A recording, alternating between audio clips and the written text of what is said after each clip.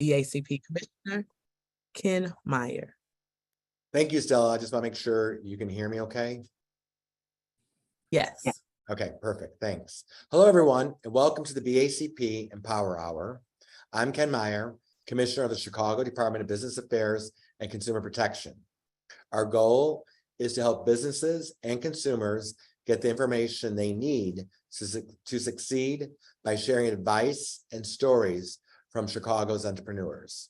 For many of us, especially yours truly, the start of the day begins with a cup of coffee and maybe even the whole morning. Coffee provides the boost we need to push through our day, and our local coffee shops become familiar places for meeting, working, and relaxing. No one knows the power of coffee more than our guest today. Joining us today is Nikki Bravo, co-founder of Millenium Coffee. Good afternoon, Nikki, and thank you for joining us. Good afternoon. Thanks for having me. Before we talk business, tell our attendees a little bit about yourself. Okay, hi. So as you said, I'm Nikki Bravo, co-founder of Millenium Coffee. But as an entrepreneur, I wear many hats, right? So I'm a wife, I'm a mom, I'm a sister, I'm a friend, daughter of parents from West that are West Indian. I've been in the city of Chicago for 25 plus years. I've worked for the city of Chicago in finance and administration, and also after that, for a social enterprise that focused on workforce development and training folks in robotics. And so many things, including trying to get out there and, enjoy our city and travel a bit as well. That's great. And before we went on the Zoom, we were just talking about how you had a great vacation out in California with your daughter who's about to start. Which grade again? She's going to start 5th grade. I can't believe it. I don't know where the time goes. 5th grade, Mrs. Baker. That was my favorite grade school grade, and Mrs. Baker was my favorite teacher. So I wish her a very much. This becomes her favorite class as well. Thank you. She's looking forward to it. So please, let's get into Millenium Coffee and how you got started. More importantly, when you got started, because that in itself is a story. And what was the driving force behind the business, and when you actually decided to launch the business? Okay, so Millenium Coffee, right? So for those that don't know, we serve coffee, tea, pastries, sandwiches, and are now 5 locations in Chicago. And so this really started out with us being me and my husband, Tracy Powell, wanting to open our 2nd location for a co-working, because we had a co-working location in Pilsen. So we were do coffee and co-working, and we were going to lead with coffee this time because it lends itself to co-working. So this was in December of 2019, and we found a location, we built out our spot, and then the pandemic, something that we've never seen before, right? And so what we did was we had to pivot like so many other businesses. We waited about a month, and we opened our flagship location in May of 2020 on State Street, 2119 South State Street, Millenium Coffee and Co-working. That's great. And Millenium Coffee now currently has several locations: South Loop, Millennium Park, yes, Englewood, North Lawndale. Is that right? North Lawndale, and most recent one is Austin. Oh, wow. Okay, we're in Austin. So it's going to be 5100 West Harrison in the Build Chicago's Youth and Community Center that was recently built. Yeah, right. That's fantastic. Yes. Can you walk us through the process of your expansion, and then how did you choose locations? Why did you choose locations? And I guess also, how do you partner, like with Build Chicago? So this goes directly to our mission, right? So why are we doing certain things, and why are we locating in certain areas? So we all know that there's predominantly maybe on the south and west sides, right, a lot of vacant retail just from a changing landscape. And so for us, we know that going in to these and activating these retail spaces really activate community. And so we look for, and people look for, partners look for us, right, with the same mission of activating community through creating intentional spaces. And so a number of our locations have happened just because of that. So Englewood, it was a partnership with E.G. Wood down there at 1122 West 63rd Street with the architect Dion Lucas, who rehabbed a building that houses several Black-owned entrepreneurs in that building. And then we've got North Lawndale was a partnership with Habitat as they built out Ogden Commons. That's near it is 2644 West Ogden. So they were looking to build housing there and having retail. And so looked at us as a partner for there. And then at Austin, again, more mission alignment around investing in community, around youth, around empowerment. So that location, we met, had so many things in common, and they selected us to be a partner in that location. That's awesome. That's really good. And I like the synergy between the location you've chosen with what's going on inside the building. And of course, no matter what good work anyone's doing, they always want a cup of coffee. It's nice to be able to go down the lobby or just be right in the building and have it. Absolutely. Absolutely. Adding to that momentum coffee strives to make a positive impact on our local customers, neighborhoods, and the greater community. Why was this, tell me which was first, coffee or kind of the partnerships in the community? And how did you make that part of the business model? Like when you go to get the financing, are you using this as part of the business model? Or kind of explain a little bit more about that.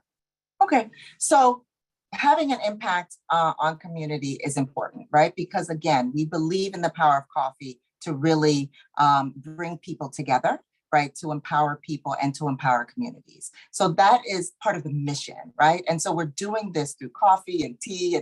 And again, as I talked about, having this special intentional spaces for people to connect, right? To meet right in their neighborhood, right? To have jobs right in their neighborhood, for money to stay right in the neighborhoods, right? So we're giving people something that they want, but also deserve, right? Like, so we're serving high quality items in neighborhoods. And then that's how those partnerships and alignment really occurred around saying, we want people to have good coffee, right? Like really starting with basic, right? We want it to be good. We want the offerings that we have to be good. We want them to have healthy options, not just good, but also some healthy options in there as well, right? We want them to have a space where they can connect to Wi-Fi, sit down, have a meeting, and not have to leave where they are. And we want people in their own communities to have opportunities, to have a job. And a little more so than that, as we continue to build, not just a job, but have a career, right? In food service they desire. No, that's great. And I like the fact that you keep emphasizing good coffee, good coffee. So I have a question for you. How do you, where do you find good coffee before it goes into your stores, before you guys start brewing it and what have you, with your great talent in the various coffee shops? How'd you go out, or do you have a favorite? How do you know where to get the coffee? So this is my husband's lane, right? So he's always wanted a coffee shop. And so he was very particular, like we are not going to lead with, something less than what's up to par. And so we partnered with actually a local roaster who's been in the business, a Black-owned roaster that's been in the business for over 30 years. Coffee. And so he worked with, my husband Tracy worked with him to develop our own blends for our shop. So we have a medium roast that we call kinetic, right? It's a blend of Ethiopian and Tanzanian beans. And then we have Velocity, which is our espresso that we use in all our espresso-based drinks, which is a blend of 5 beans. So after tasting many beans and all of that, they've come up together with what our signature blends are at our shops. And so we went about that through research, right? And partners and knowing people and asking questions. You really, in business, what I've found, right, for us to be successful and to kind of, short circuit, like reduce the runway to learning, is asking and talking to people and being really willing to say, I don't know, and that way you can find out. Now, I've had the fortune of seeing some folks occasionally walk out of a wine tasting, right? Maybe they're not quite walking as straight as when they went into the wine tasting. I just wonder, what is that like after like a coffee tasting, right? Like, are you just like wired for the next 2 days? Exactly. Upping. I think there's, you're taking small sips, right? Because you can only have so many. You'll be wired with too much espresso for sure. Come on, Tracy, we gotta go to the treadmill for the next hour and sweat this out. That's great. Company branding is an important part of the business package. Tell us about the meaning behind Momentum Coffee and the logo. Right. So Momentum Coffee, right? So I'm just going to take you back a little bit. So we found our location, right? And then we said, okay, so coffee and co-working is the thing. So now, okay, great. We have a space to do coffee. Now we have to come up with a name. And so this became a family affair. We're kind of talking and we came up with Momentum Coffee. So obviously momentum lends itself to like keeping going and moving and movement. And then you think about, well, what's the logo? Like everybody has a logo. And we came up with the power button. And so for the power button, they're like, okay, yeah. So we use, sometimes you'll see it in the O in momentum. And for us, the obvious is that it lends itself the power to, power for coffee and keeping going. But it also really is about power and empowerment and operating from a place of empowerment, right? And so we talk a lot about empowering people and empowering communities. And it's really important for us and our team to operate from empowerment and really to believe in the inherent power within. Without it, we would not have been able to open up during the pandemic or to keep going through the pandemic or to expand. So that part of our brand really is a thread that goes through. And I will share with you a tidbit. We Commissioner, we trademarked the power button for coffee. Oh, that's smart. Is that, can you believe that you could do that? How long did that take? So it was a process. We worked with a law firm to help us. So it was about I don't know, many months. It felt like a very long time. It could have been a year because again, you're dealing with the pandemic time and the office is being closed and then asking the question about what could be done, right? So we're like, can you trademark the power button? So first, again, ask the question, see if it's possible. And then we had to learn that whole process, being very specific about what the use was and all of that. And so that's where we got a real education on trademarks. That's great and very smart, so smart, because you just don't want to see that power button be used on something else. It's like, no. We came up with that around the family table. We came up with momentum. Yes, it's pretty cool. Well, I appreciate you kind of touching on the patent, which I know is always kind of a lengthy process, a very legal process. Tell us a little bit about seeking the capital to start and enhance your business. I mean, I guess first initially to get your first coffee shop going, and then additional capital as you continue to expand across the city.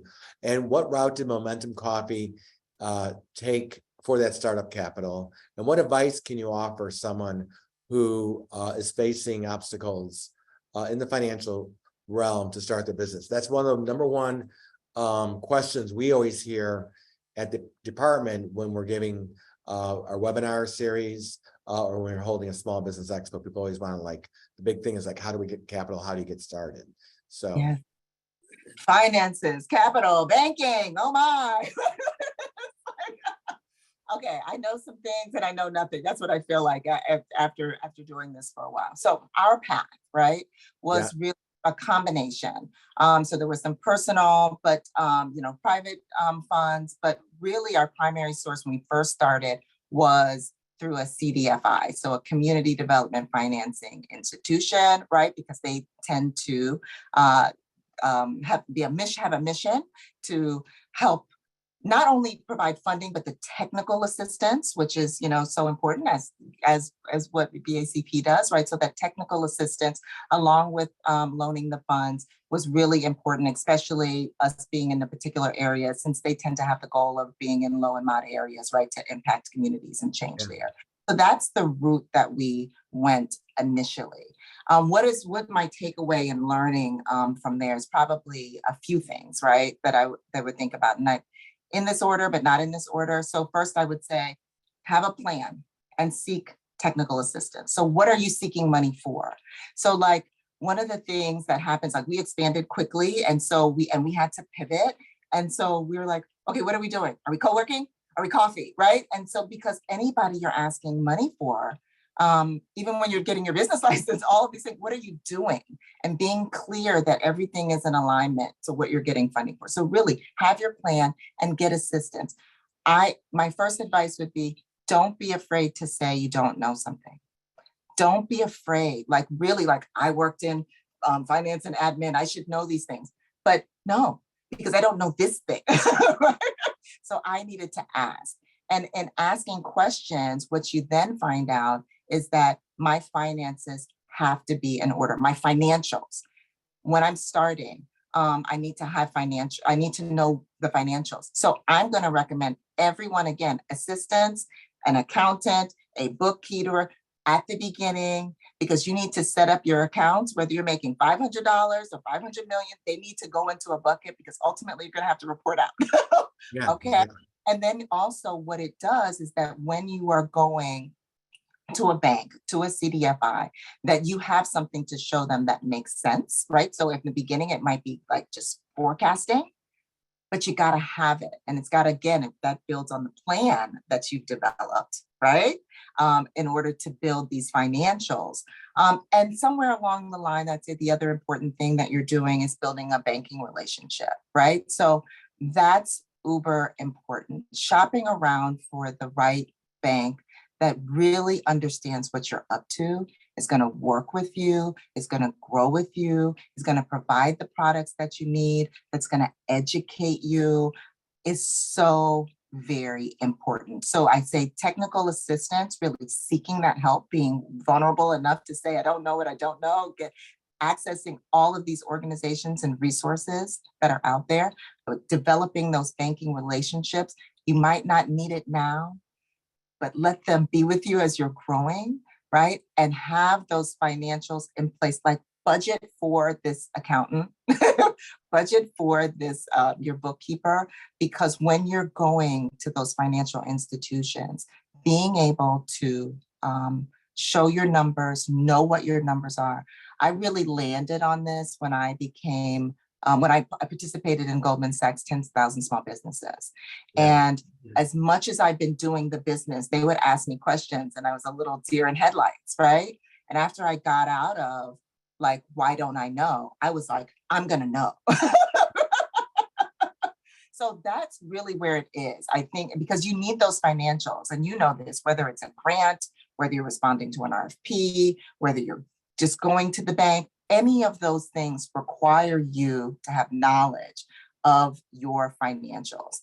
And I know it feels like for me, I'm like, I'm trying to sell coffee. Why do I have to be an accountant? But as a business owner, as an entrepreneur, as the head of that business, knowing your numbers and being in your numbers is just something that's so very important. Yeah, and I imagine when you got started, just some of the costs associated with running a really good coffee shop like yours, like you must have been initially shell-shocked at how much a professional like espresso machine costs, right? Or the bean, the thing that gets the bean. Binders, all of those. It's not like our Target for our little kitchens. You're doing like big appliances. Yes, you're absolutely right. So I think to your point, right, really pricing things, understanding how much things are going to cost. Things have changed, right? Things shot up during the pandemic because there were logistical issues and things like that. So really understanding your numbers and knowing and really being clear on what you can do and you can't do, right? And that's okay. So there's a lot of shifting and pivoting that's going on. But I think, when you're going out for funding and for capital, knowing those numbers and really being clear on what they are, not hopeful, but knowing and being clear, like, yes, this is what this costs and this is what I'm going to do and this is how this is going to, it makes all the difference. Yeah. Did you have any distribution problems? Because we had a restaurateur in Chicago that had to push back their opening, I think 2 or 3 months, because it's a pizza place and the beautiful pizza oven that you had to have from Italy was of course stuck in that same kind of time frame, maybe a little bit, maybe it was that summer 2020 for like 3 months, and it really postponed the opening of the restaurant because they're like, you can't have a pizza place without the pizza oven.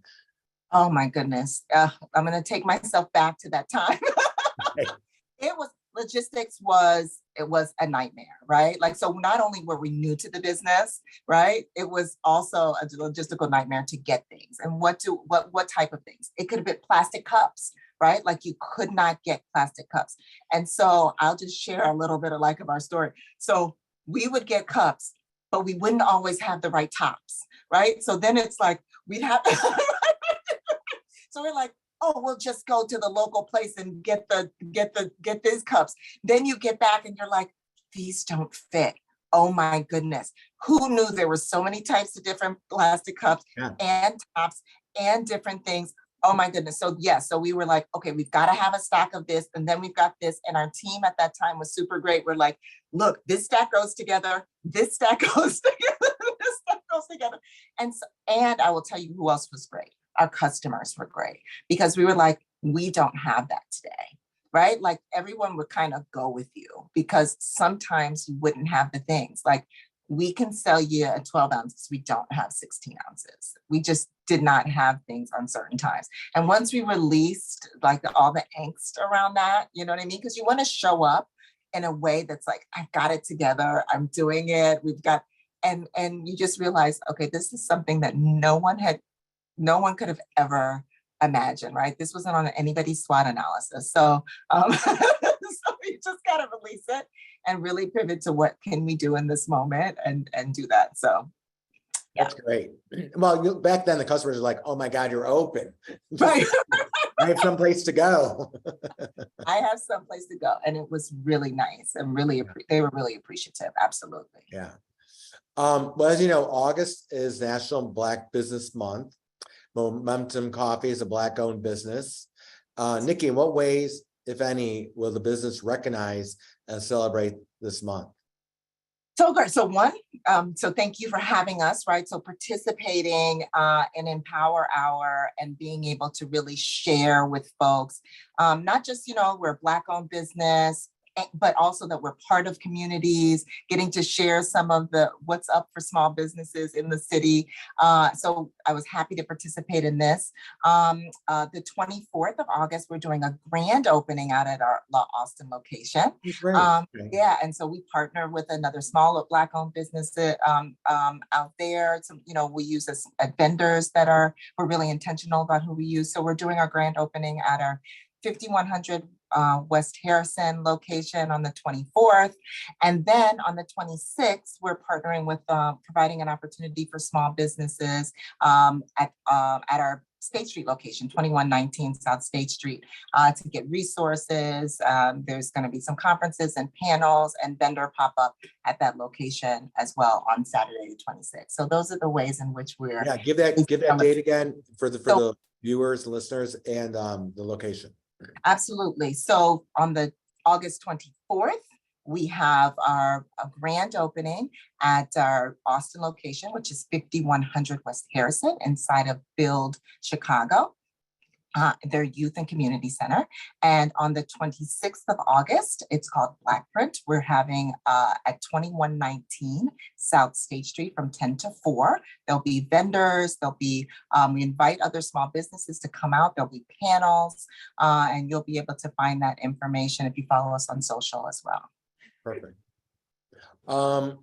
In addition to being a local coffee house, Momentum Coffee caters coffee and breakfast items and other food items. What guided you into the decision to go into catering? And it's also interesting that you're doing both because, sometimes caterers just do catering, coffee shops just do coffee. And the fact that you're doing both, I think that's tremendous. Yeah, so I would say, first of all, I thought I was just doing coffee when I went into coffee, right? I then I realized there's no such thing as coffee. There's coffee and food, right? Because people want their sandwich and their snacks with their coffee. So then we really leaned into the pastries and food arena. And then there was kind of this natural progression, really a demand, if you will, a request over time.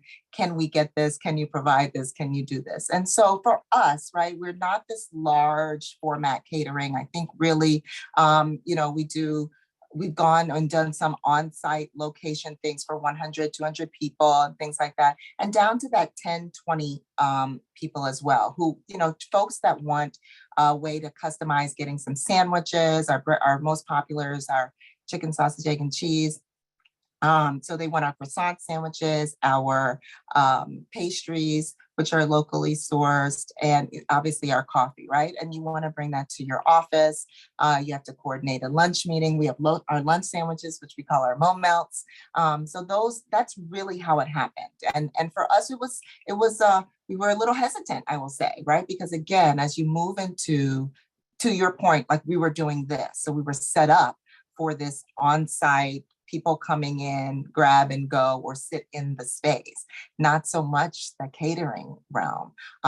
However, again, there was a demand, people wanted it.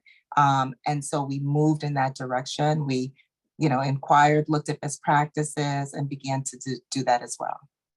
And do you guys partner with any of the food delivery?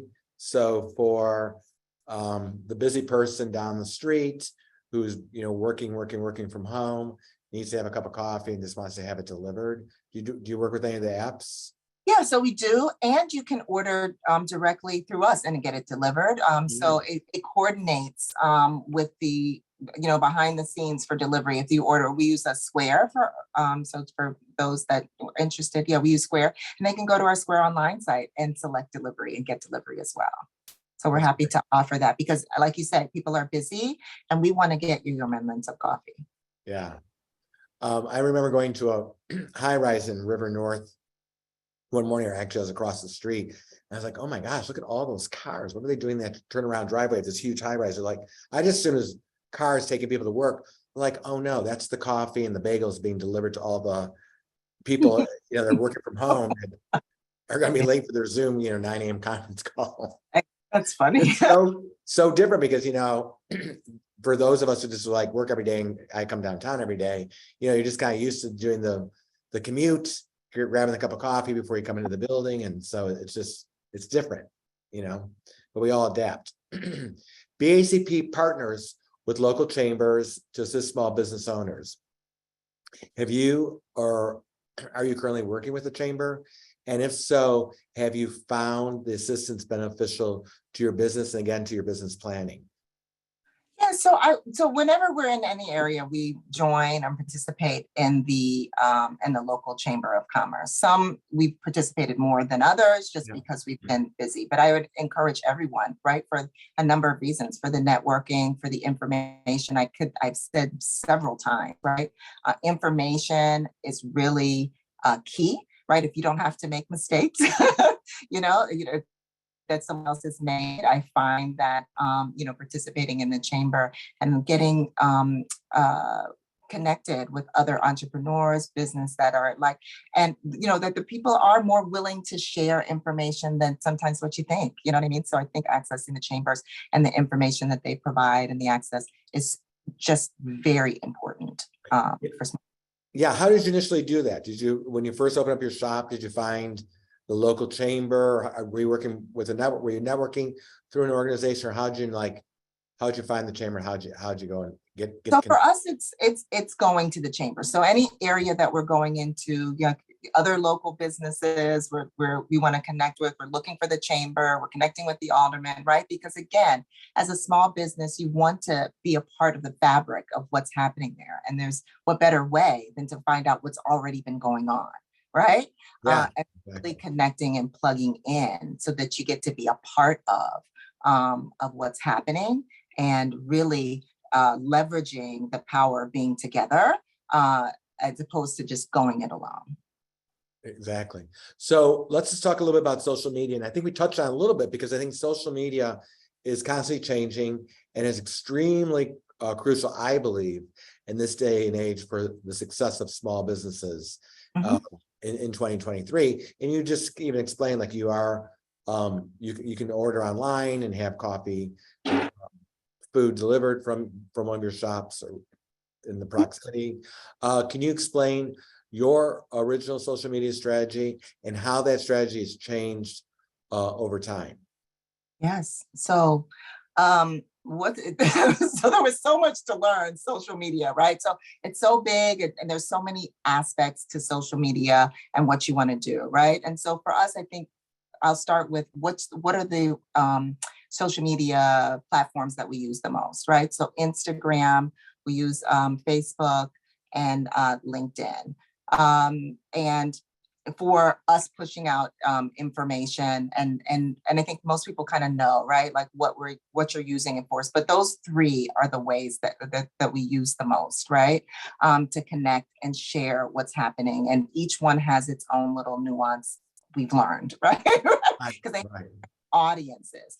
And so what I would share is, part of the learning around social media is I think there's a tendency to be on all of them, but really understand where is your demographic, who are the people that you're trying to connect with, and so that they can make sure that they're getting the message. And that might be and the second part is different messaging, right? So I might connect with people on these different things. We even have a TikTok, right? Because sometimes you just want to have fun and put out some fun videos and fun content. And so we'll do that.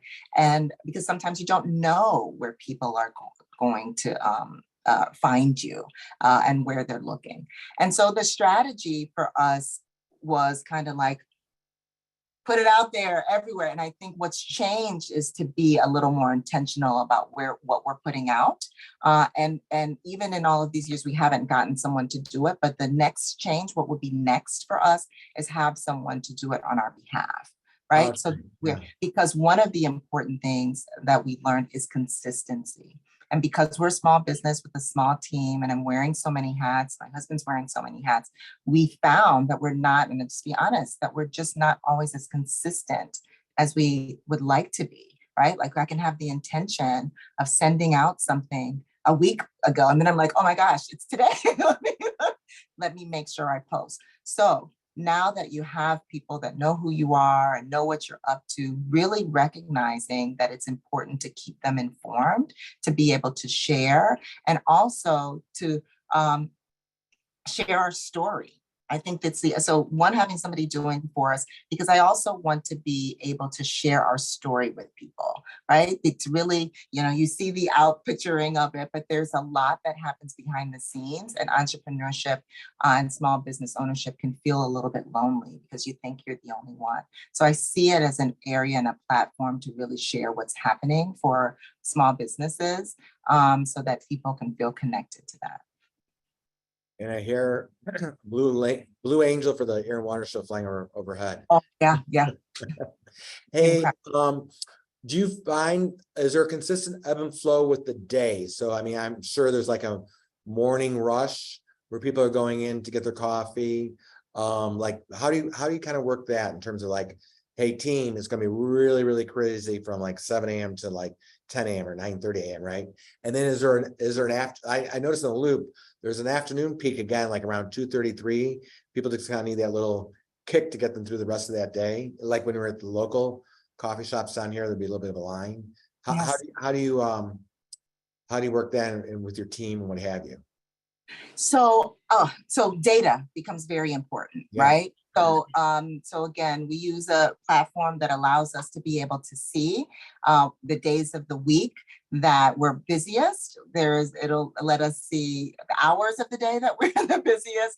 And then sometimes it doesn't matter what the data is because you forgot that there's the Air and Water Show. Right. Right. So really understanding what's happening in and around the particular areas of the shops also becomes very important, right? So we've got different formats, different locations. So at our State Street location, for instance, we are very in tune to what's happening at McCormick Place. When there's a big conference, folks want to get off the reservation, they want to come over, they want to get off where they're working, they want to come over and they want to explore, right? And get some local coffee. So we have to know that there's going to be the big conference that's coming in town, and be prepared for those mornings for them to come in, either sit down or wanting to grab it and walk on back over to the location. For a site like Millennium Park, we're looking at ebbs and flows for the weekends, when there's Lollapalooza, or if there's the Air and Water Show, right? And gearing up and making sure that we have the team in place. And then if you talk about another location, like at our Austin Build, and we're across the street from a school. So when is school out? When is school in? When do the teachers, right, need to get their kick and their pick me up for the day? So we do look at that not only for staffing, but for hours. Our intention is to set hours and have them set for a particular amount of time, not change too much, but sometimes we do have to change because, things change, and we want to be able to meet the needs of the people at that time. Right.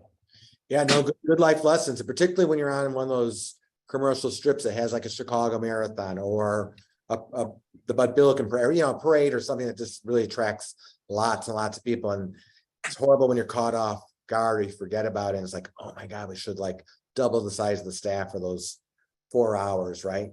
Right. Yeah, absolutely. And they get slammed, but and we're getting better at it. I would say that, but we still have not landed on what's normal. And so the team just knows to be flexible. That's really what landed. They're like, let's be ready. Right. There's a thing, right? If you stay ready, you don't have to get ready. So that's kind of how we operate. Like, let's have the things in place and be ready for when it comes. Well, Nikki, thank you so much for sharing your insight and your business journey to our attendees. Congratulations to you, your business partner, husband.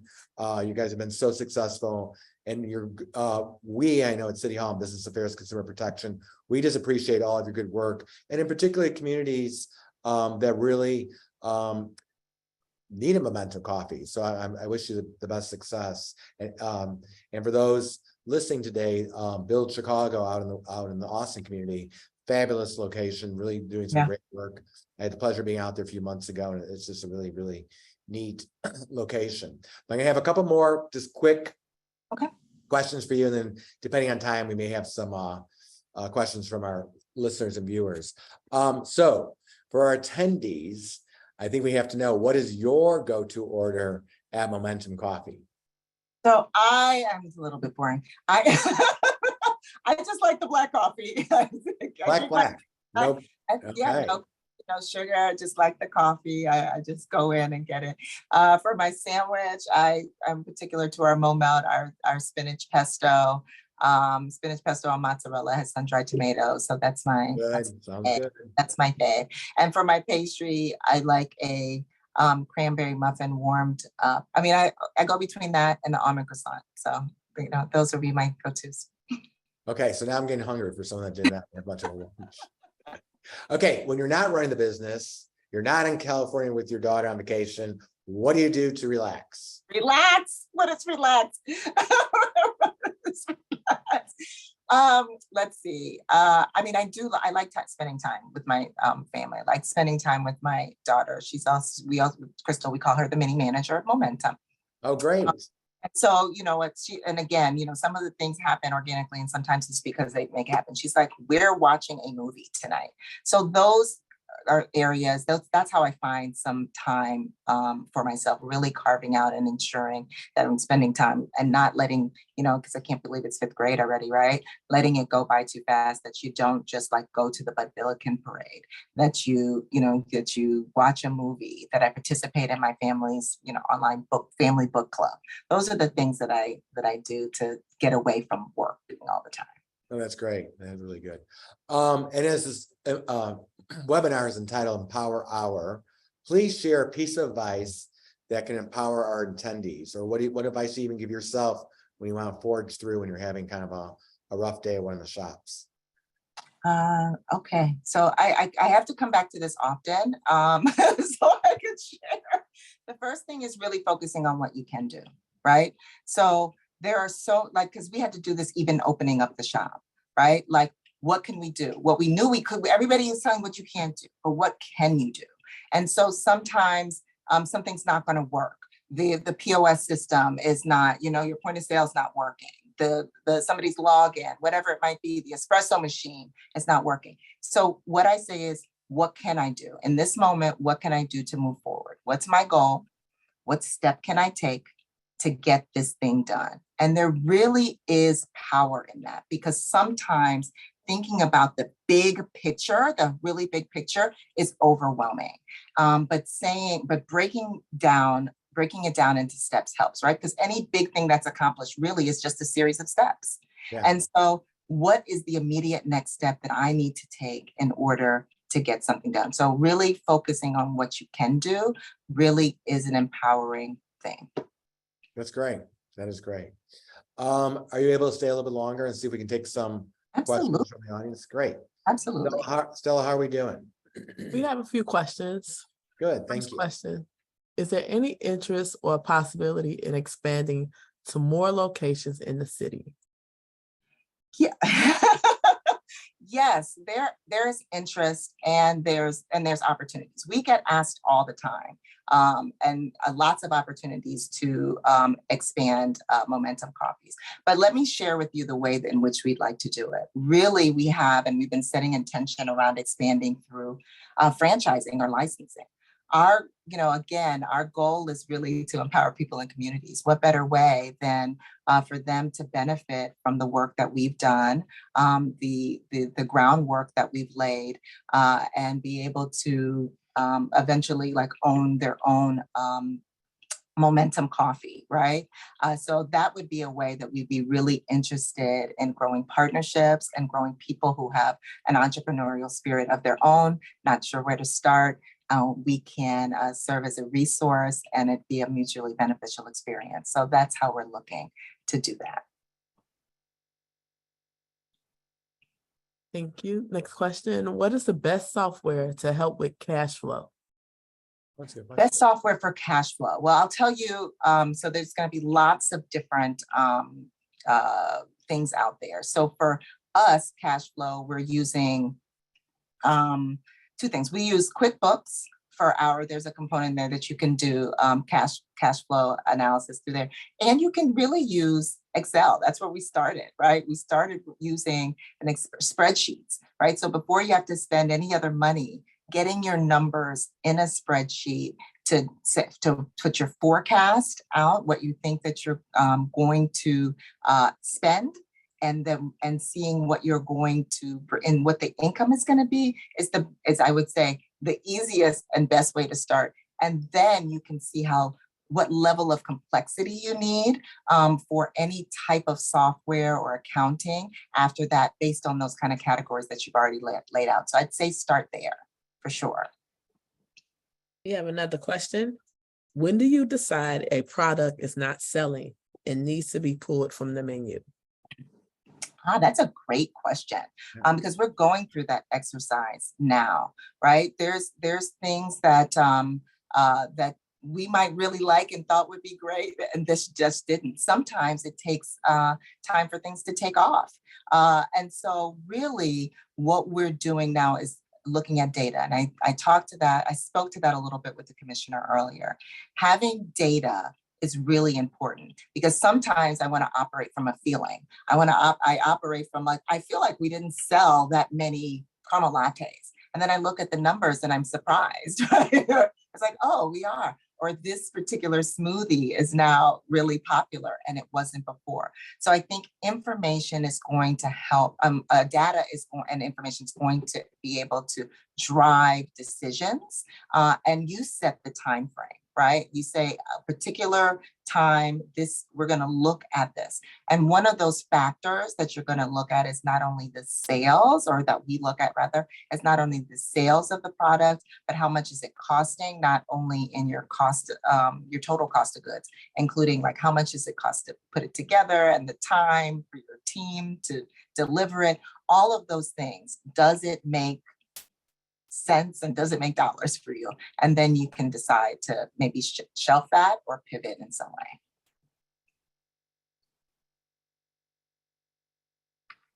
Okay, and we have one more question. How important is worker training to the success of a good coffee? Oh my gosh, it is ever important. So I'd say the two main things in business, right, that I find that have been important for us is the people and the money, right? Like it's difficult to run the shop by yourself. So you've got to have good people, and then you have to, and it's hard to buy, it's hard to run a shop if you don't have the things, which requires the money. So employee training is really important, right? So part of what we've been focusing on is coming up with our onboarding experience for folks. And I'll be honest, we've had to learn this for this particular industry, right? Like, what do people know? Where are the gaps? I had to learn not to make assumptions about what people knew coming into the business, and really making sure that everyone understood, starting from the beginning, what is our mission? What is our vision? What are our company values? Really having people understand what you're up to, what we want to be known for. We really want folks to be part of the team. And I to answer your question, it is so important for them to understand what being part of your team means. They have had other experiences in their lives. People are coming from different backgrounds. And when they come together, particularly at Momentum Coffee, we want them to understand what it means to deliver things in the Momentum way. We want them to understand how we want to deliver our products. And we really want them to understand how we want our customers to feel, and the experience for them to have. And you only get to impart that upon your team through training. So I cannot emphasize enough how important that training is. We did get in one more question. I supply Black greeting cards to Jewel Osco, and I have a chance to expand into other stores. This is difficult work in my 9-to-5. What is your advice on scaling since you have multiple locations? Yeah, so I'd say, that's a great question too. Scale once you have a team, build your team. Because once you commit to something new, so congratulations, right, on being in Jewel, and that's exciting. And I imagine that you want to be as successful in your other locations. And so for us, I'll just share that like we're just now doing our grand opening at our build location because we had to slow it down to make sure that we had a team in place. So once we opened the shop, that we would stay open. And so I would say for your scenario, considering expanding, once you have a team that, and the team might be one other person, right? That you can rely on, that you've trained, that you've imparted your mission and your vision, and they bought into that as well. And that you know that they can help you deliver it consistently and to the quality that you are already doing. Right? Then you expand. And it doesn't mean you have to have every single thing in place, but you do want to have a plan for being able to deliver your products, your services successfully and consistently going forward. Okay, Ken, that's it. Thank you, Stella. I appreciate that. Mhm. Yeah, I was thinking about with the customer training, that was a good question, because I'm sure for your shops, not only do you just want really good customer service, just the pleasant smile as guests and customers come into the shop, but also, let me tell you something, not me, I'm more like you. I like a black cup of coffee with just a little splash of milk or cream or almond milk. I'm not even that fussy, but there are some coffee drinkers that can be a little bit fussy. I've seen them in line. Am I muted? No, you're here. We hear you. So not only the great customer service, but then also just that art of making a great, I can't even say some of these drinks people are ordering, like a cup of macchiato, chocolate, whatever. Like what? Right. And then they look at the drink and they're like, oh no, I didn't want that much whipped cream. I was like, oh my gosh. So hands off to you and your entire crew, because it's not easy. It's important. It's important for, and it's also empowering for the team, right? To not know how to make something, and now you know the difference between the cappuccino and the latte, and how to really deliver and seek it and deliver for the customer, and see that smile, and them take a sip and say, that's good, right? Yeah, it's exactly. good for the person at the front when you say you want your macchiato latte bottle, and they say, okay, we'll make that for you, Yeah. right? And before it sounded like they didn't know, and now they know, right? They've Yeah. learned something, they built something. And those are the skills that we want to impart upon and with people that they can, that they have, because there's just this sense of developing and growing and empowerment. Yeah. All right, Nikki, before we leave, please share with us your website, how folks can find you, and any other social media you want to share for your locations. Absolutely. So our website is momentumcoffee.org. Right? We're on Instagram. We're Momentum Coffee Chicago. And on Facebook, we are Momentum Coffee and Co-working. You can also find us on LinkedIn. And anytime you're looking for Momentum Coffee, you're just going to look for that. You'll know it's us because you'll see that power button. That's great. Thank you. Thank you, Nikki. And thank you to all of our attendees today for joining today's Empower Hour. You can watch today's Empower Hour on YouTube channel by visiting youtube.com/Chicago BACP. And for more information on our next Empower Hour, please visit chicago.gov/business education. I wish everyone a great mid-week August. I know next week Chicago Public Schools are going back into session, and summer is kind of quickly winding down. We have the Air and Water Show and lots of other festivities this weekend. So enjoy. Next thing you know, it'll be Labor Day, and then after that, we're not planning Halloween and Thanksgiving. It's like it flies by. So thanks, everyone. Have a great, great day. Thank you. Thank you. Bye.